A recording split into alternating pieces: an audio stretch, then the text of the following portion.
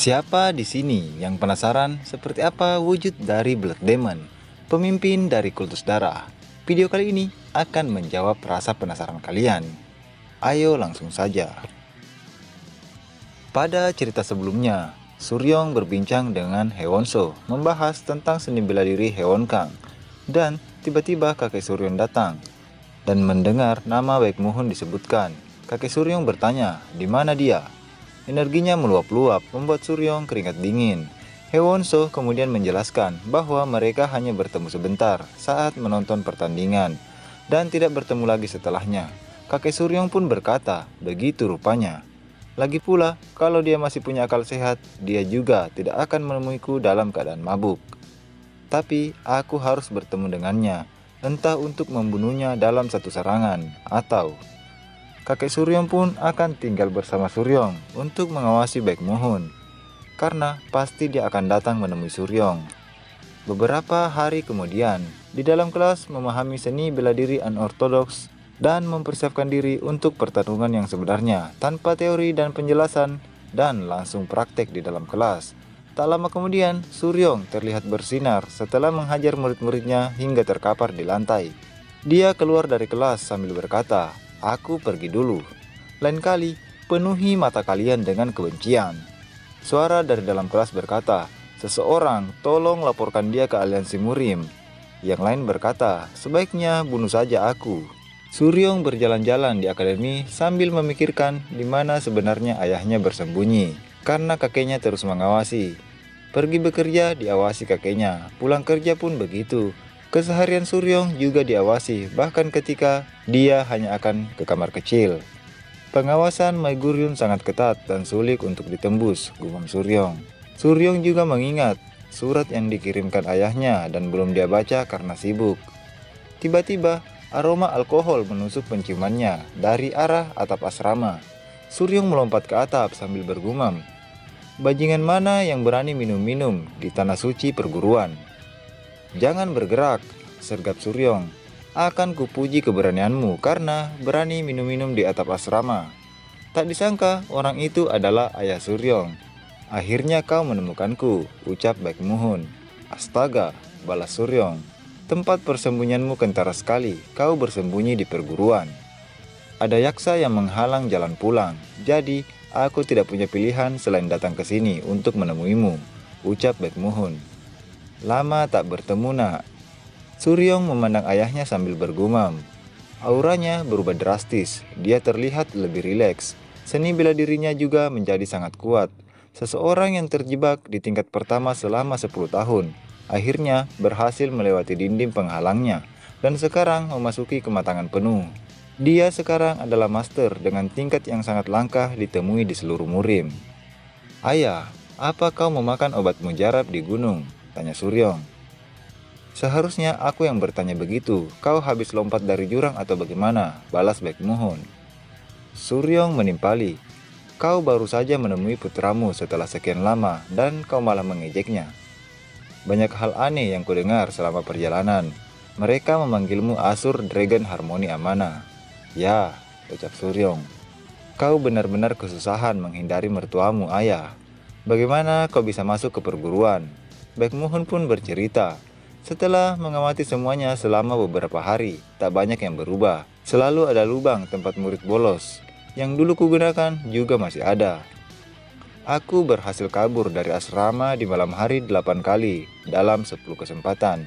Dan 2 lainnya aku ditangkap oleh kakekmu dan menghajarku habis-habisan. Tapi kini kau menjadi tim penjaga, siapa sangka. Itu pasti turunan ibuku, ucap Suryong. Baekmuhun berkata, kakekmu tidak pernah menceritakan seberapa nakal Yakbing saat masih muda dulu. Dia hidup seakan-akan tak ada hari esok, dia benar-benar menyusahkan kakekmu.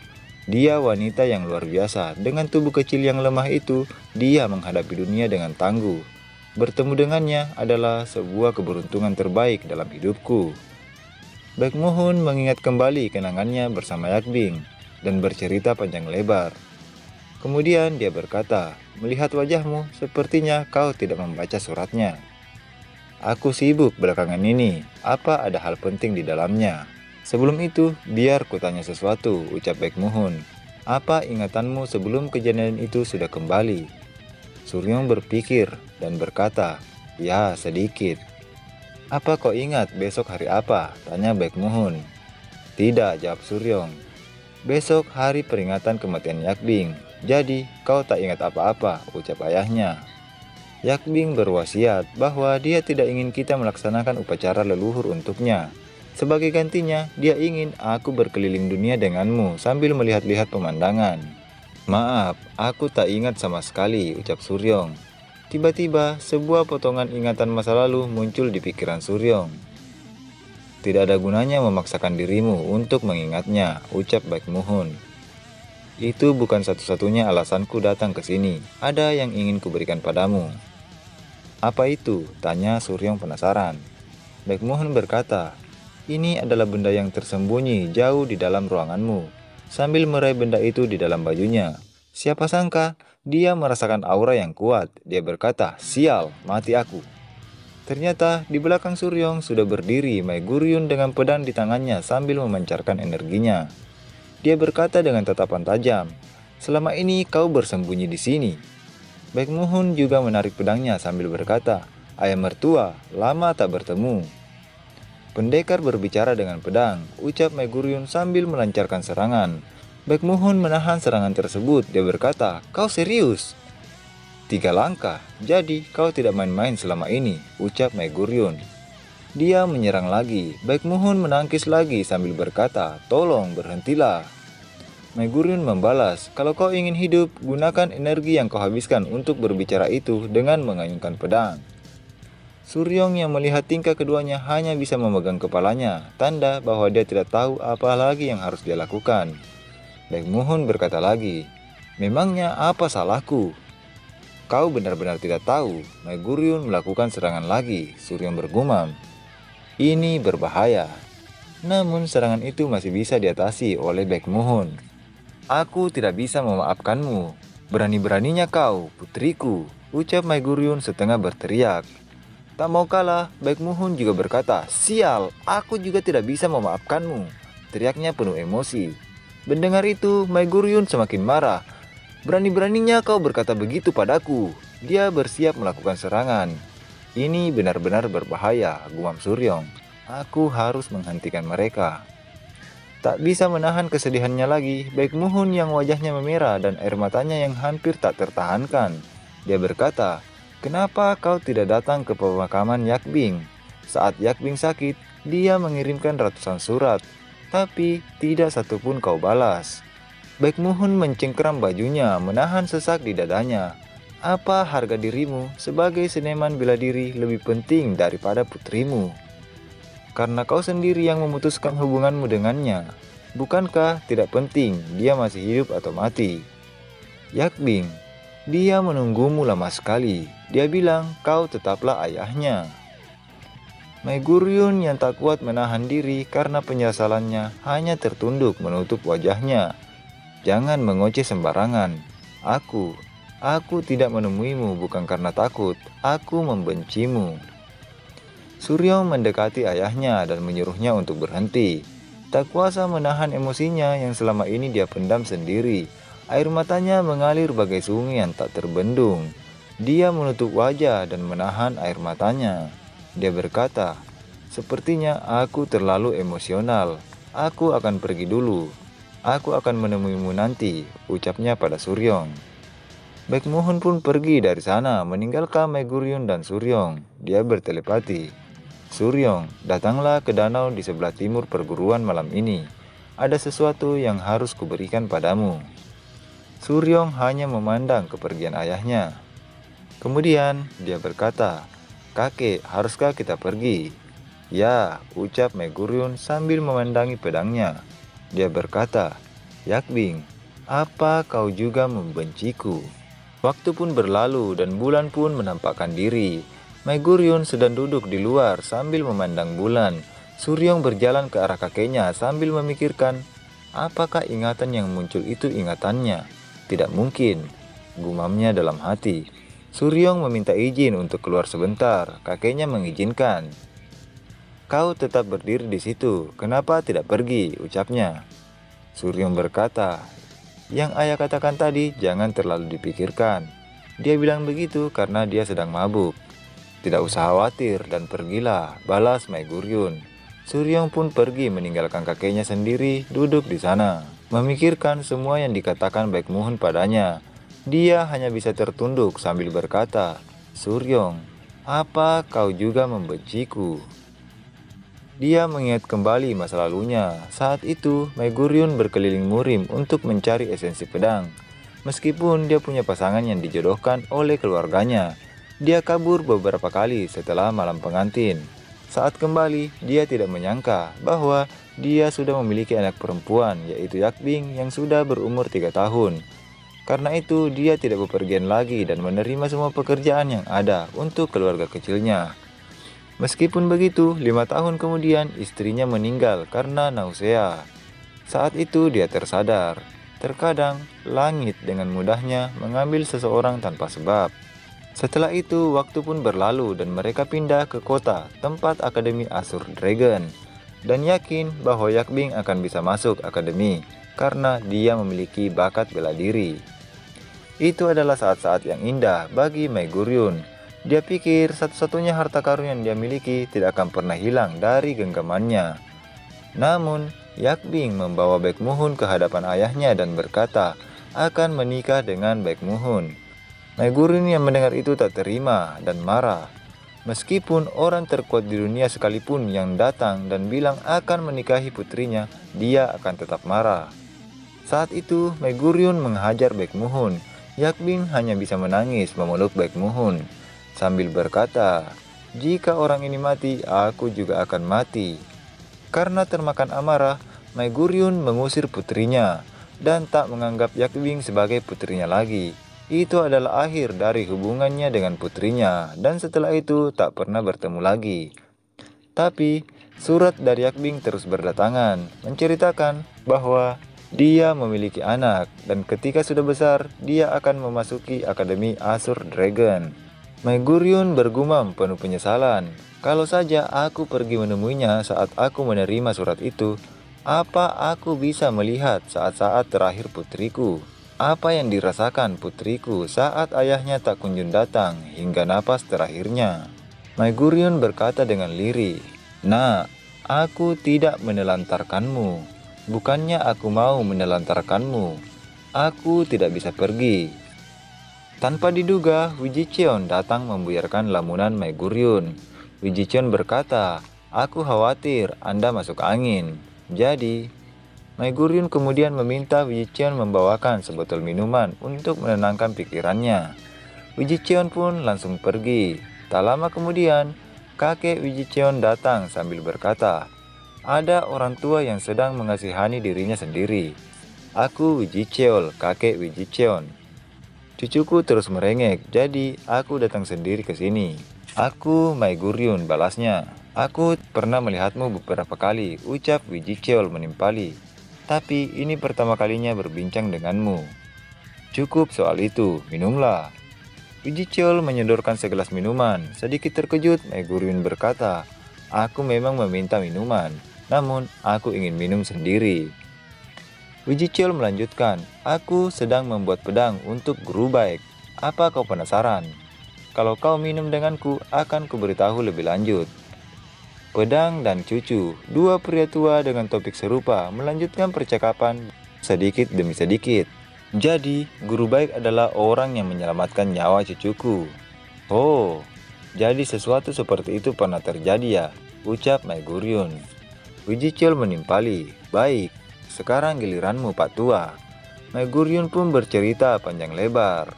Di akhir, Wijicheon bertanya, "Kenapa kau tidak datang ke pemakamannya?" Mae Guryun menjelaskan bahwa setelah putrinya meninggal, dia disiksa iblis pikiran selama beberapa tahun. Ada makhluk jahat yang hidup di hatinya. Dia digerayangi rasa haus darah yang membuatnya ingin membunuh dengan pedangnya beberapa hari sekali. Meskipun mencoba menahannya, tetapi rasanya sulit sekali. Kalau saja dia datang ke pemakaman putrinya, mungkin dia akan membunuh menantunya di tempat dan bahkan cucunya sendiri. "Aku tidak bisa pergi. Aku seharusnya tidak pergi," ucap Mae Guryun. "Apa sekarang kau baik-baik saja?" tanya Wijicheol.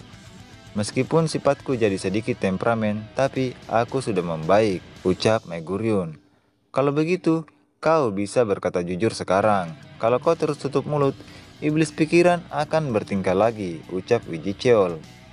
Megurion membalas, "Memangnya apa bedanya kalau aku jujur sekarang? Disiksa iblis pikiran itu bukan hal yang bisa dibangga-banggakan."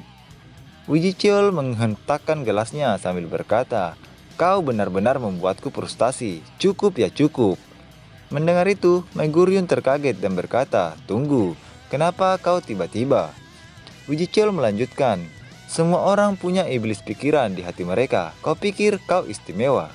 Cheon dan aku masih bermimpi buruk. Anak-anak di kediaman ini punya penyakit di hati mereka. Guru baik pun begitu. Apa menurutmu orang-orang akan tahu kalau kau tidak mengatakan kau punya iblis pikiran karena malu?" Megurion membalas, "Hei, kau bahkan tidak kenal aku sedekat itu." "Ya, memang, Pak Tua memuakan," balas Wijicheol setengah mengomel. "Pergi benahi hubunganmu dengan menantumu sebelum kau tambah menyesal." Wijicheol mendekat, memandang mata Megurion, menunjuknya sambil berkata, "Berhentilah beralasan. Buang dulu harga dirimu dan bicaralah sejujurnya. Bapak-bapak sekaku kawat." Megurion hanya menghela napas. Wijicheol melanjutkan, "Pergilah sekarang, kecuali kau mau kuhajar." Akhirnya Megurion berdiri dan berterima kasih. "Aku akan mentraktirmu lain kali. Akhirnya kau kelihatan hidup lagi. Kau tahu kan kemana kau harus pergi?" "Ya, aku tahu," jawab Megurion sambil melangkah pergi. Wijicheol hanya memandangnya dari belakang. Dia berkata, "Apa itu cukup?" tanyanya pada Suryong yang sedari tadi menguping pembicaraan mereka dari atap. "Ya, terima kasih," ucap Suryong. "Sulit sekali membuat dua orang tua itu berbaikan." Kini kita beralih ke tepi danau yang bernama Danau Sisik Perak. Di sana sudah berdiri Megurion bersama Baekmuhun. Seketika ingatan masa lalu melintas lagi di kepala Suryong. Ayahnya pernah membawanya ke sana, dan di sanalah dia melamar Yakbing. Suryong memegangi kepalanya sambil berpikir, "Lagi, kenapa terus terjadi? Sepertinya aku harus mengecek apakah aku sakit." Suryong mengintip di balik pepohonan, penasaran apa yang kedua orang tua itu bicarakan. Terlihat di sana keduanya saling menumpahkan emosi masing-masing sambil menangis. Suryong bergumam melihat situasinya, sepertinya mereka baik-baik saja. Tiba-tiba Megurion mengeluarkan aura pedang sambil berkata, "Aku tidak pernah melihat bajingan sepertimu." Baekmuhun membalas, "Ayah mertua, kau selalu saja begini." Keduanya pun bertengkar lagi. Mau tidak mau Suryong harus turun tangan dan melerai mereka berdua. Suryong mendekat sambil berkata, "Apa kalian tidak malu pada ibu?"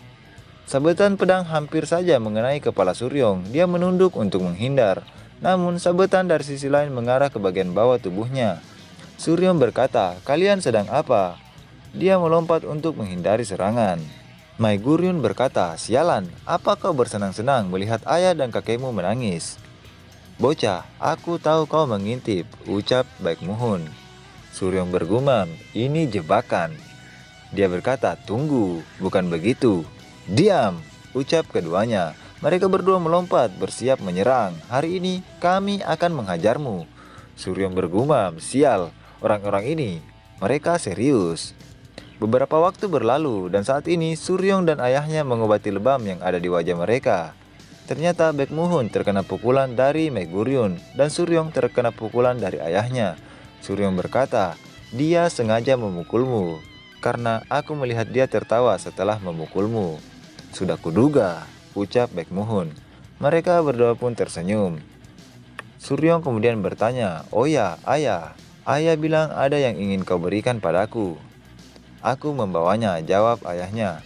Baekmuhun kemudian mengambil sesuatu di balik bajunya. Dia berkata, "Kutemukan ketika membongkar plafon saat sedang mengejar tikus. Baca sendiri isinya, kutinggal dulu," ucap Baekmuhun. Dia memberikan sebuah buku pada Suryong lalu melangkah keluar. Suryong berkata, "Kenapa kau kelihatan begitu serius?" Baekmuhun meninggalkan Suryong tanpa menjawab. Suryong membaca buku tersebut. Aku bermimpi aneh akhir-akhir ini. Di mimpi ini muncul seorang pria dan dia adalah instruktur bela diri kultus darah yang menghilang. Ini buku harian Baek Suryong yang asli. Aku muncul di mimpinya. Tanya Suryong setengah tak percaya kalau ini benar. Suryong terus membaca buku tersebut hingga merasa ada yang aneh. Dia berpikir keras dalam benaknya. Aku selalu mengira bahwa aku merasuki tubuh Baek Suryong yang sudah mati karena tak punya ingatan tentang masa laluku. Tapi kalau bukan begitu, apa ini efek samping dari seni iblis yang kuingat dari kehidupanku sebelumnya? Akhirnya Suryong menyadari, ini bukan merasuki, tapi kehidupan masa lalu. Dalam benaknya Suryong bertanya-tanya, jadi apa Baek Muhun benar-benar ayahku dan Mai Guryun adalah kakek kandungku?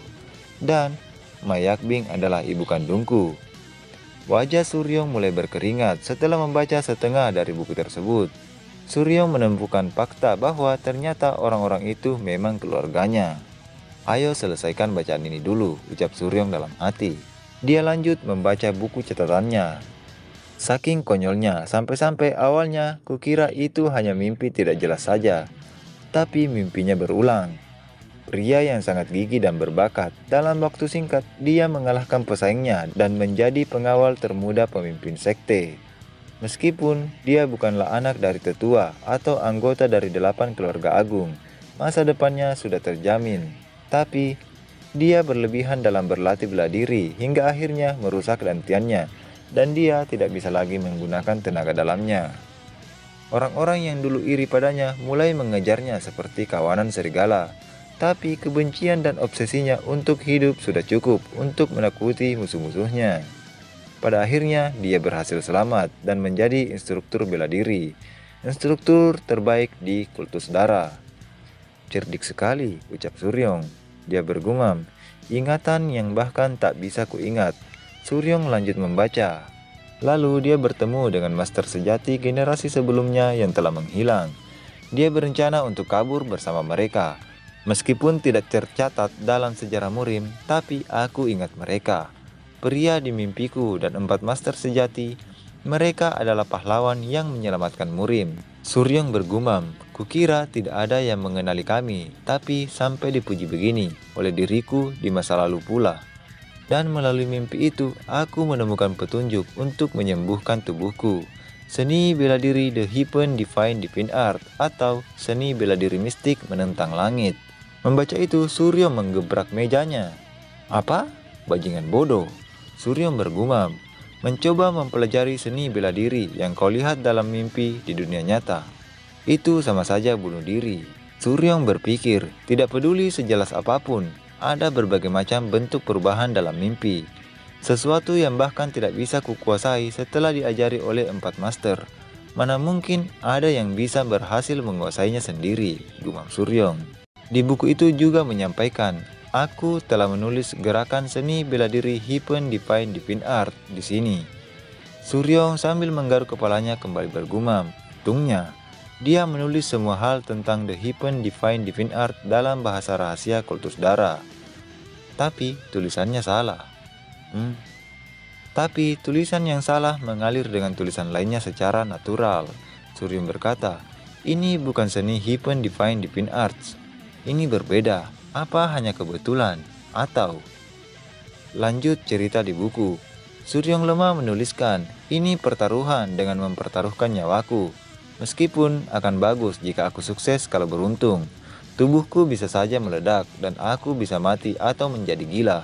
Kalau gagal, lebih baik aku mati saja daripada merepotkan ayahku. Sejujurnya aku takut, tapi aku lebih takut mati seperti ini. Jadi aku akan bertaruh untuk yang terakhir kalinya di hidupku. Semoga aku bisa membuka halaman baru dan lanjut menulisnya. Suryong pun berkata, kalau kau takut harusnya kau menyerah saja, bodoh.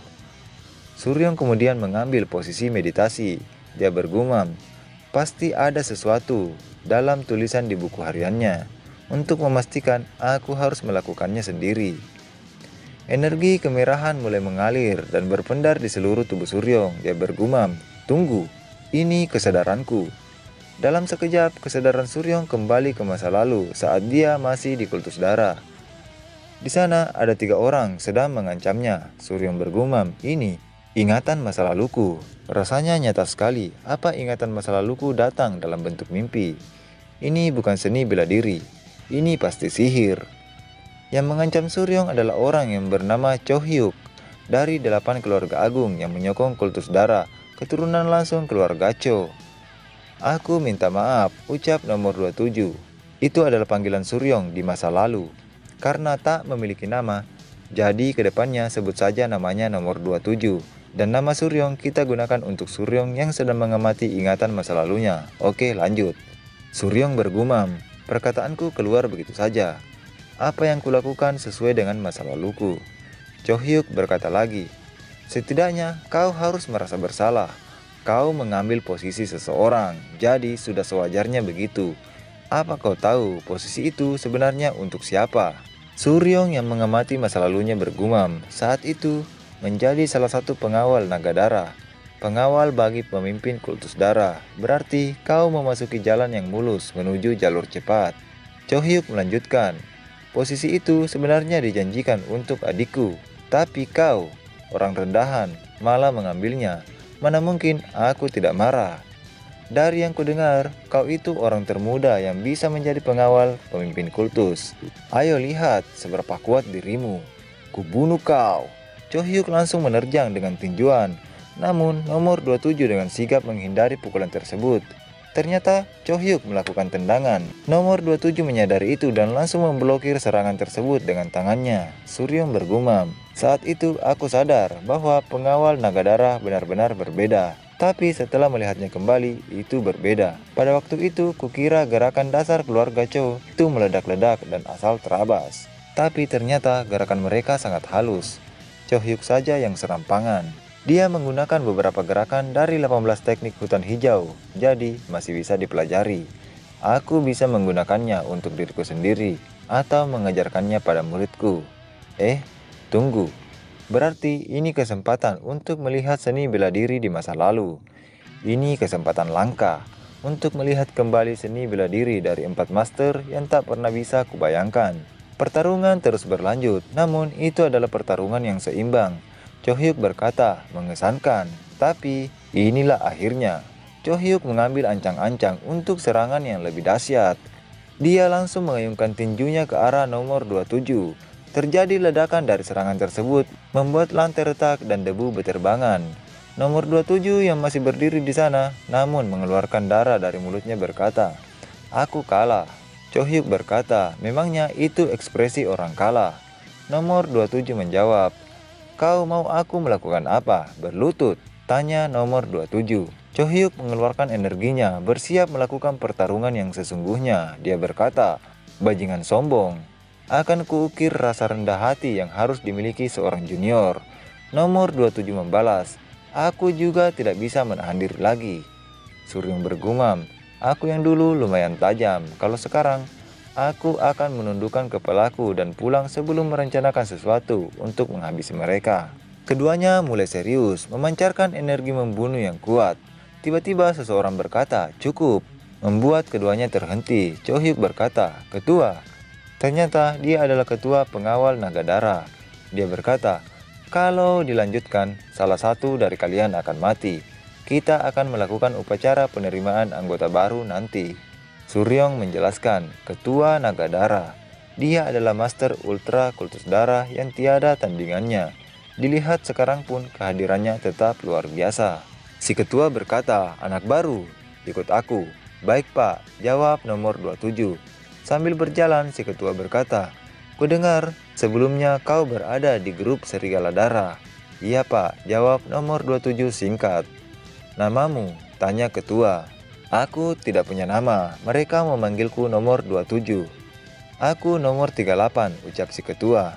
Ya, aku sudah tahu, ucap nomor 27. Dia bergumam, pria ini adalah tujuanku.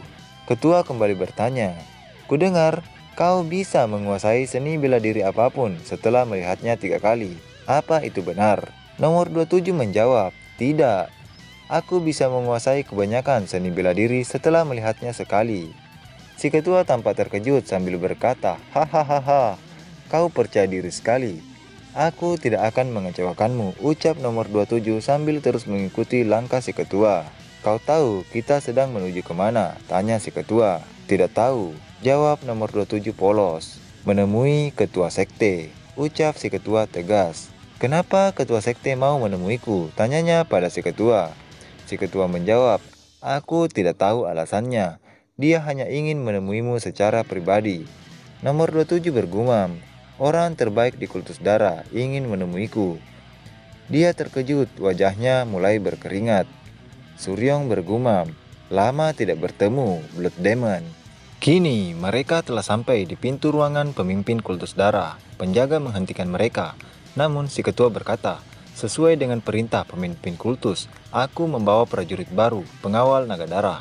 Buka pintunya. Penjaga pun membuka pintu ruangan. Cahaya yang cukup menyilaukan terpancar keluar bersamaan dengan pintu yang telah terbuka. Dan mereka pun melangkah masuk. Nomor 27 terperangah.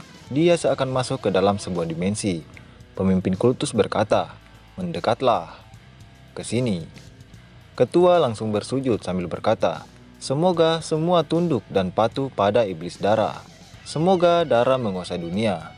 Nomor 27 yang masih berdiri pun langsung ikut bersujud dan memberi hormat. Dia berkata, semoga semua tunduk dan patuh pada kultus darah. Semoga darah menguasai dunia ini. Deriku yang rendah ini menyapa sang... Ucapannya belum selesai. Pemimpin kultus berkata, berhenti. Suaranya dihilangkan, pikir nomor 27. Dia bergumam, aku masih belum bisa memperkirakan seni bela diri pria ini. Tidak, bukan begitu. Ini karena dia menggunakan sihir untuk menyembunyikan kinya. Menarik sekali, ucap Blood Demon. Nomor 27 terkejut dan kepalanya langsung tersungkur ke lantai. Dia kemudian berkata, saya telah berdosa dan layak untuk mati. Blood Demon berkata, naikkan kepalamu. Aku memanggilmu untuk melihat wajahmu. Energi berbentuk tangan mengangkat kepala nomor 27. Aku sendiri yang memilihmu untuk menjadi pengawal naga darah. Kau ingin tahu kenapa? Nomor 27 berkata, saya ingin tahu. Dengarlah sekarang, lalu lupakan, ucap pemimpin kultus. Pemimpin kultus memandang langsung ke mata nomor 27. Pandangan iblis darah, pikirnya. Pantas saja ingatanku di hari ini tidak jelas, ternyata dia menggunakan sihir. Pemimpin kultus melanjutkan, kau memiliki takdir yang sangat bertentangan. Kau bisa saja menjadi landasan penting yang akan membantu mencapai keberhasilan dalam penyatuan universal oleh kelompok ini, atau menjadi bara api yang akan membakar habis kelompok ini. Itulah yang dikatakan ramalanmu. Si ketua yang mendengar itu terkejut. Apa yang Anda maksud, pemimpin? Itu ramalan yang buruk. Kalau begitu, apa yang harus kita lakukan padanya? Kita tidak bisa berbuat apa-apa untuk mengubah takdirnya. Sebagai ketua pengawal naga darah, lakukan tugasmu, ucap pemimpin kultus. Ketua berkata, saya akan membesarkannya untuk menjadi landasan penting yang akan membantu mencapai keberhasilan dalam penyatuan universal kelompok ini. Lakukan semaumu, ucap pemimpin kultus. Tunjuk anak itu sebagai pengawalku untuk pertemuan dengan para tetua 3 hari lagi. Baik tuan, balas ketua pengawal, kami pamit dulu. Mereka pun berjalan keluar. Suryong bergumam, Blood Demon, kenapa dia mengatakan hal seperti itu padaku? Kalau aku tidak bisa mengingatnya karena sihir, apa dia tahu bahwa aku akan mengingat hari ini di masa depan? Mungkin, energi dari seni mistik menentang surga yang membuatku bisa melihat masa lalu melalui mimpiku. Dan energi seni mistik menentang surga dari masa lalu melampaui ruang dan waktu untuk bergema. Setelahnya, waktu di dalam mimpi itu mengalir layaknya arus.